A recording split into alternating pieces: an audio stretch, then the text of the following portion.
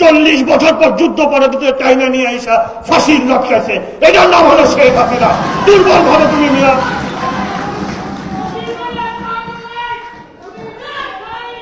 তোমার নেত্রীরা এখন পর্যন্ত বের করতে পারো না, একটা উচ্চারণ করো না নেত্রীর ব্যাপারে।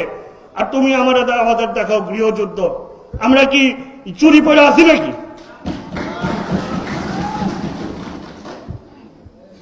শেখ হাসিনা চাইলে 7 দিনও লাগে নাকি? হ্যাঁ, 7 দিনও তো লাগবে না। তোমরা গৃহযুদ্ধের কথা কও। শেখ হাসিনা তো গণতন্ত্র পালন করে, সংবিধান সমুন্নত রাখে। না হলে এই দেশে এই জাতির বিভিন্ন ক্রান্তি লগ্নে শেখ হাসিনা অনেক কিছুই দেখাইতে পারত।